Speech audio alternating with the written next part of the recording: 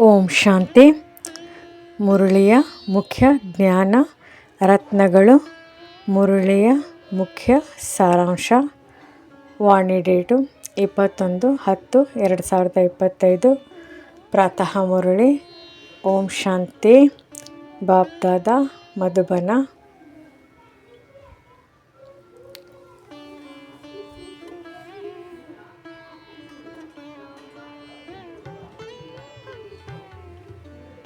ಮಧುರ ಮಕ್ಕಳೇ, ಮುಂಜಾನೆ ಸಮಯವು ದೇವ ಸಮಯ.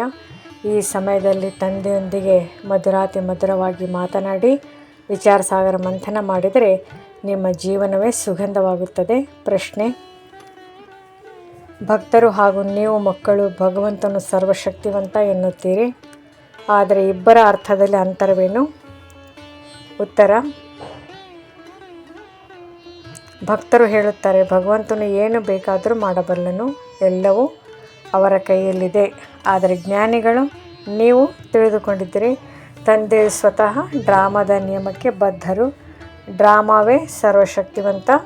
ತಂದೆ ಸರ್ವರಿಗೆ ಸದ್ಗತಿ ನೀಡುವ ಶಕ್ತಿಯುಳ್ಳವರು. ಅವರು ನಿರ್ಮಿಸುವ ರಾಜ್ಯವನ್ನು ಯಾರೂ ಕಸಿದುಕೊಳ್ಳಲು ಸಾಧ್ಯವಿಲ್ಲ.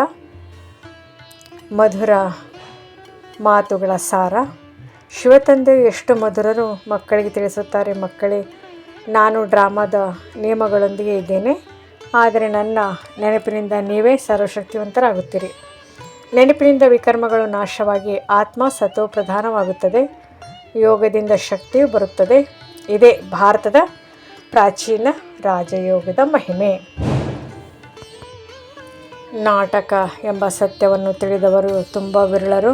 ಈ ನಾಟಕವು ಅನಾದಿ, ಅವಿನಾಶಿ, ಆರಂಭದಿಂದ ಅಂತ್ಯವರೆಗೂ ಸಂಪೂರ್ಣ ಚಕ್ರದಂತೆ ಪುನರಾವರ್ತನೆ ಆಗುತ್ತದೆ. ಮುಂಜಾನೆ ವಿಚಾರ ಸಾಗರ ಮಂಥನ ಮಾಡುವುದರಿಂದ ಆನಂದ, ಪ್ರೇರಣೆ ಮತ್ತು ಶಕ್ತಿಯು ತುಂಬುತ್ತದೆ. ತಂದೆಯ ಮಾತುಗಳು ಆನಂದದ ಔಷಧಿಯಂತೆ.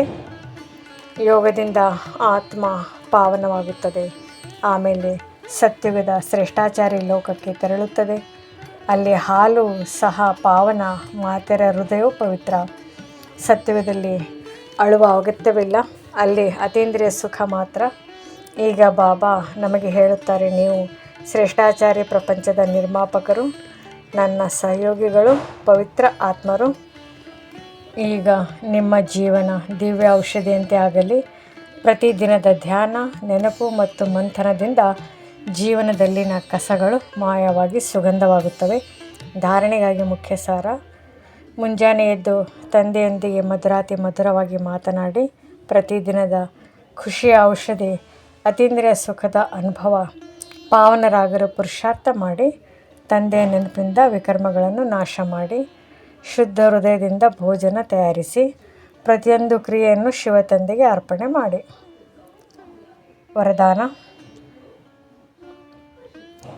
ದಿವ್ಯ ಗುಣಗಳ ಆಹ್ವಾನದ ಮೂಲಕ ಅವಗುಣಗಳ ಆಹುತಿ ಕೊಡುವ ಸಂತುಷ್ಟ ಆತ್ಮಭವ. ದೀಪಾವಳಿಯ ಸಮಯದಲ್ಲಿ ಹೇಗೆ ನಾವು ಸ್ವಚ್ಛತೆ ಮತ್ತು ಸಂಪಾದನೆಯ ಮೇಲೆ ಗಮನ ಕೊಡುತ್ತೇವೆಯೋ ಹಾಗೆಯೇ ಆತ್ಮದ ಒಳಗಿನ ಬಲಹೀನತೆಗಳ ನಿವಾರಣೆ ಮಾಡಬೇಕು. ಸಂತುಷ್ಟತೆಯ ಶಕ್ತಿಯಿಂದ ದಿವ್ಯ ಗುಣಗಳ ಆಹ್ವಾನ ಸಾಧ್ಯ. ಅವಗುಣಗಳು ಸ್ವತಃ ಕರಗಿ ಹೋಗುತ್ತವೆ. ಹೊಸ ಸಂಸ್ಕಾರಗಳ ಹೊಸ ವಸ್ತ್ರವನ್ನು ಧಾರಣೆ ಮಾಡಿ ಸತ್ಯ ದೀಪಾವಳಿಯನ್ನು ಆಚರಿಸಿ. ಸ್ಲೋಗನ್: ಸ್ವಮಾನದ ಸೀಟ್ ಮೇಲೆ ಸೆಟ್ ಆಗಿ ಇರಬೇಕಾದರೆ ದೃಢ ಸಂಕಲ್ಪದ ಬೆಲ್ಟ್ ಸರಿಯಾಗಿ ಕಟ್ಟಿಕೊಳ್ಳಿ. ಮಾತೇಶ್ವರಿಜಿಯವರ ಅಮೂಲ್ಯ ಮಹಾವಾಕ್ಯ. ಈ ಈಶ್ವರೀಯ ಜ್ಞಾನ ಪಡೆಯಲು ಯಾವುದೇ ಭಾಷೆ ಕಲಿಯಬೇಕಾಗಿಲ್ಲ. ಇದು ಬಹಳ ಸಹಜ, ಮಧುರ ಮತ್ತು ನೈಸರ್ಗಿಕ. ಜ್ಞಾನವನ್ನು ಬಲದಿಂದ ಅಥವಾ ಶಾಸ್ತ್ರದಿಂದಲ್ಲ, ಆದರೆ ತಂದೆಯ ನೆನಪಿನಿಂದ ಪಡೆಯಬಹುದು. ಈ ನೆನಪು ಕರ್ಮ ಬಂಧನವನ್ನು ಭಸ್ಮಗೊಳಿಸಿ ಆತ್ಮವನ್ನು ಕರ್ಮಾತೀತಗೊಳಿಸುತ್ತದೆ. ಯಾವ ಹಠಯೋಗವೂ ಇಲ್ಲ, ಕೇವಲ